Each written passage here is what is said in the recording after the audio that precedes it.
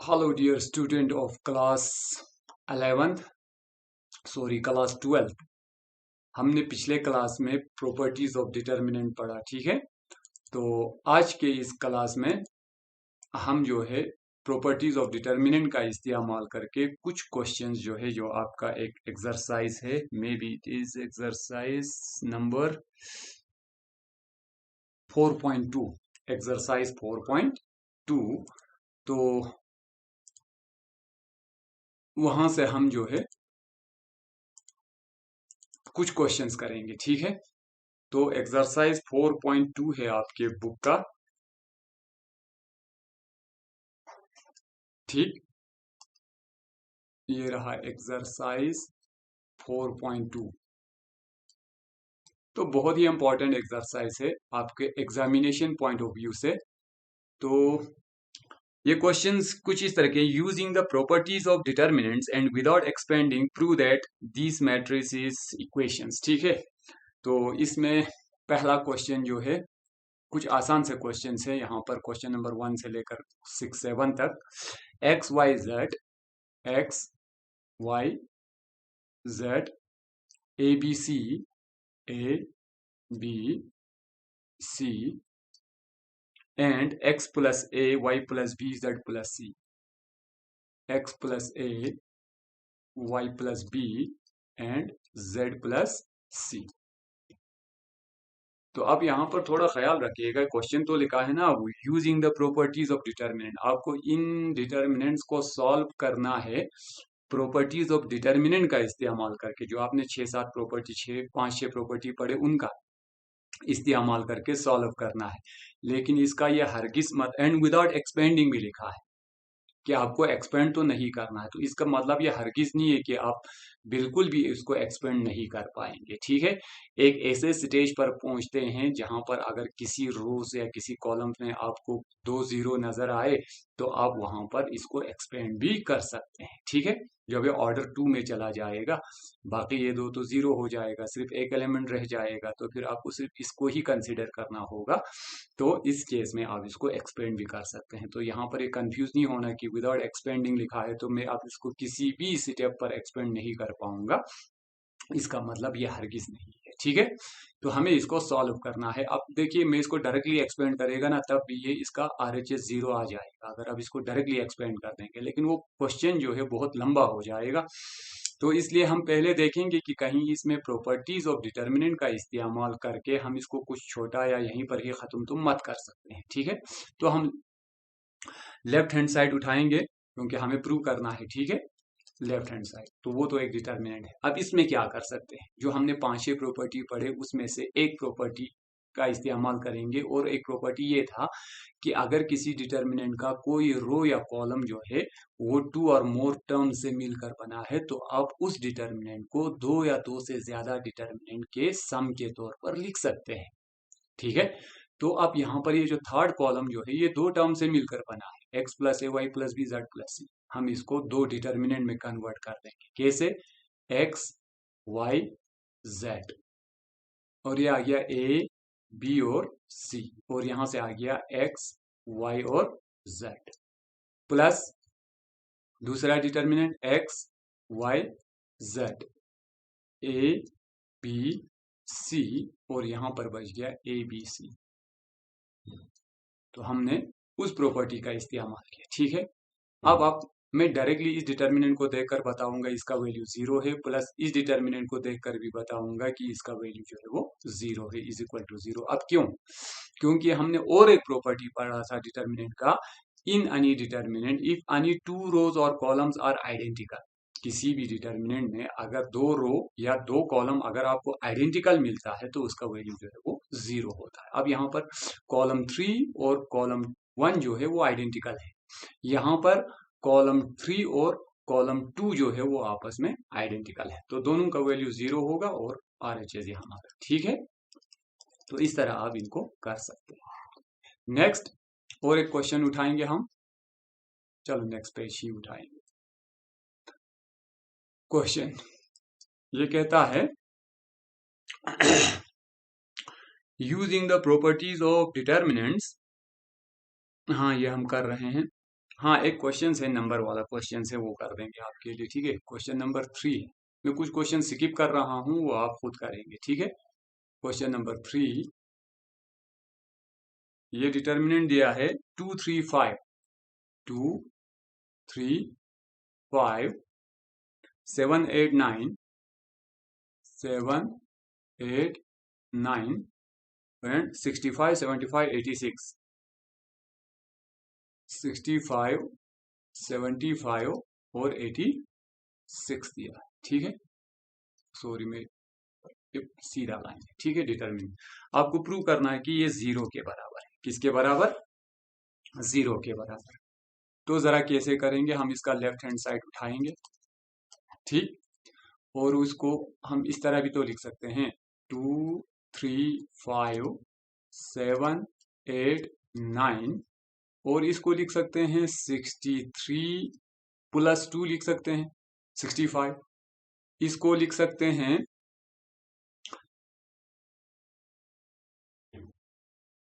7 8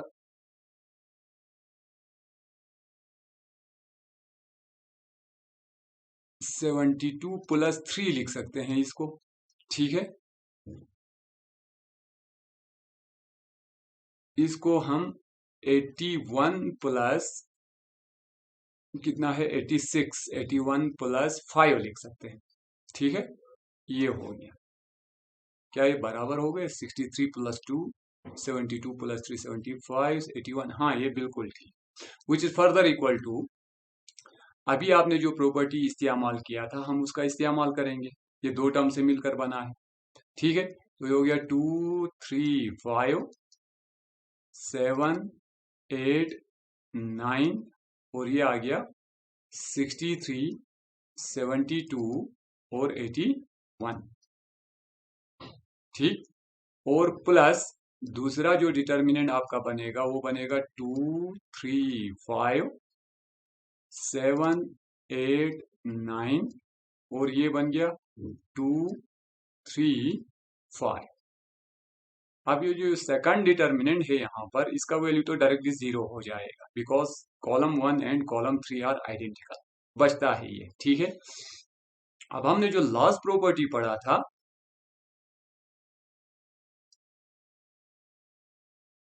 7 9 63, 8 9 72, 9 9 81, ठीक है। यहाँ पर क्या करेंगे, इस डिटर्मिनेंट को which is further equal to इस तरह 2 3 5 7 8 9, और इसको लिखते हैं 9 7 63, ठीक है।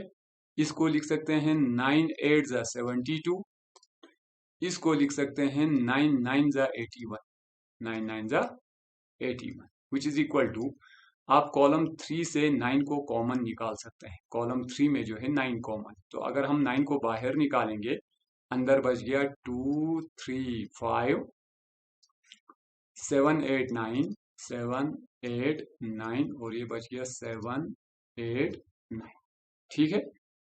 अब यहाँ पर कॉलम 2 और कॉलम 3 जो है वो आइडेंटिकल हो गया, तो ये हो गया 9 into 0, which is equal to 0, and this is our R H S, ठीक है। ये हो गया। तो उसके बाद क्वेश्चन नंबर 4 है यहाँ पर, क्वेश्चन नंबर 4 वो भी करके जाएंगे आपके लिए। क्वेश्चन नंबर 4 वैसे थोड़ा आसान है, इजी सा है। कहते हैं using the properties of determinant we will prove that this 1 1 1 1 1 1 A B B C C A B B C C A B, और A into B plus C, B into C plus A, C into A plus B, prove करना है कि ये zero के बराबर है, ठीक है। लेफ्ट हैंड साइड उठाया हमने, देखेंगे क्या कर सकते हैं। तो हम इसको मल्टीप्लाई कर देंगे पहले, 1 1 1 B C C A A B, ठीक है। फिर यहां से मल्टीप्लाई कर देंगे a b plus A C, B c plus b a, ठीक। और ये हो गया c a plus C b या बी सी, ठीक है। ये आ गया which can be further equal to 1 1 1 A B A C B c. ये साइक्लिक में घूम रहा है तो हम यहाँ पर एक ऑपरेशन कर देंगे। हम किसी भी दो रो या कॉलम को ऐड कर सकते हैं, तो हम यहाँ पर C1 और C3 और C3 और C2 को ऐड कर देंगे, ताकि आपका C3 जो है वो चेंज होके मिलेगा। तो ये इसी तरह BC CA AB, ठीक है। और ये बन गया AB plus AC plus BC, ठीक है। ये बन गया CA plus CB plus AB। Sorry हमने गलत लिखा,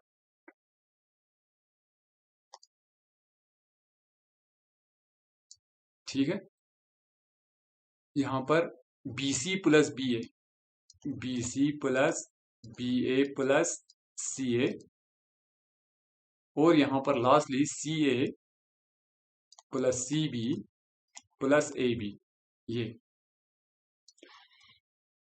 which is further equal to, आप देख सकते हैं ये जो टर्म जो है, ये वाला एलिमेंट जो है यहाँ पर मेंबर जो है, ये और ये बिल्कुल आइडेंटिकल है, सेम है।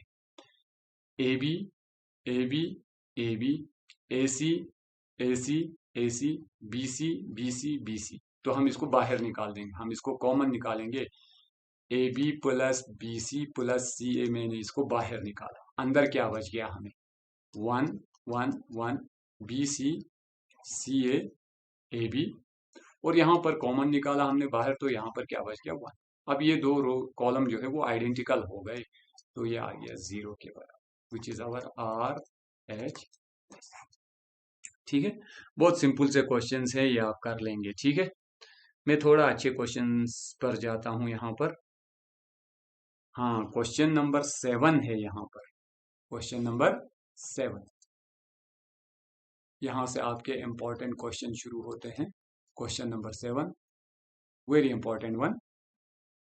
Minus A square A B A C, minus A square A B A C, B A minus B square B C, और C A C B minus C square. आपको प्रूव करना है कि ये 4 times A square B square C square के बराबर है, ठीक है। तो देखेंगे बराबर है कि नहीं, लेफ्ट हैंड साइड उठाके। लेफ्ट हैंड साइड में क्या करेंगे, आप जरा R1 पर नजर दौड़िए, तो R1 में ए जो है तीनों जगह मौजूद है, तो ए कॉमन ला सकते हैं। R2 में आपको बी कॉमन नजर आ रहा है, और R3 में आपको सी कॉमन नजर आ रहा है। तो आपने ए बाहर लाया, बी बाहर लाया और सी बाहर लाया।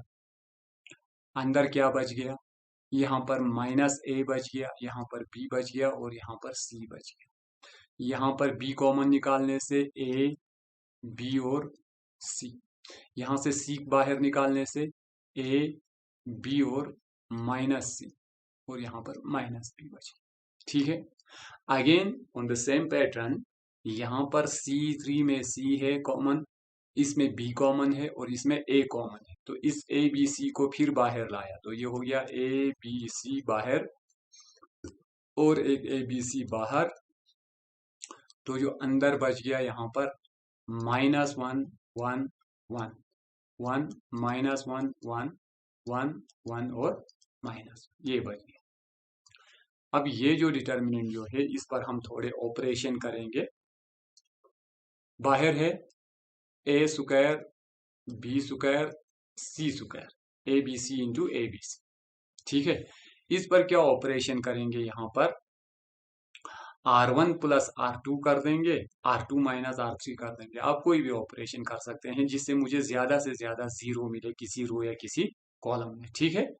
दो से ज्यादा नहीं। आप कहेंगे मैं तीनों को जीरो बनाऊंगा, दैट इज नॉट पॉसिबल। ठीक है, तो एक तो करेंगे हम, R1 को R2 के साथ ऐड कर देंगे। ठीक है, और R2 में से R3 जो है वो माइनस कर देंगे।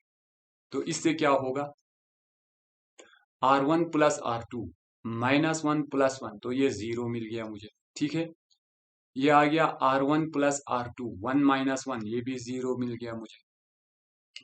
R1 प्लस R2 ये 2 बन गया। ठीक, यहां पर R2 माइनस R3 ये जीरो बन गया। R2 माइनस R3 ये -2 बन गया। R2 माइनस R3 ये भी 2 बन गया। ठीक है, R2 माइनस R3 ये इसी तरह रहेगा, 1 1 और -1। ठीक है, विच इज फर्दर इक्वल टू, अब हम इसको एक्सपेंड कर सकते हैं क्योंकि मुझे दो जीरो मिल रहा है किसी रो या कॉलम में। ठीक है, हम इसको एक्सपेंड कर सकते हैं, एक्सपेंडिंग अलोंग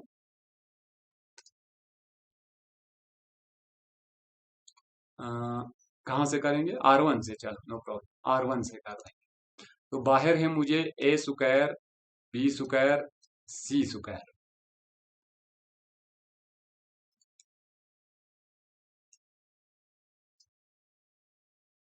ठीक है, स्क्वायर है ये। तो अब हम जब इसको एक्सपेंड करेंगे R1 से, तो ये जीरो के साथ सब कुछ जीरो हो जाएगा, इस जीरो के साथ सब कुछ जीरो हो जाएगा, और यहाँ पर 2 बचता है, तो ये 2 के साथ। ठीक है, ये और ये क्लोज। तो यहां से हमने कहा था ये तो जीरो हो गया, यहां से हमने कहा था माइनस लगता है, तो ऑलरेडी माइनस है, तो माइनस माइनस प्लस 2। ठीक है, विच is equal to 4 times A square B square C square, 2 2 are 4 A square, which is our RHS, hence prove it. ठीक है, तो ये कुछ क्वेश्चंस थे हमने किए। Thank you very much. तो यहीं पर हम रुकते हैं। ठीक है, अगले क्लास में नए क्वेश्चंस के साथ फिर डिस्कस करेंगे। तब तक के लिए खुदा हाफिज।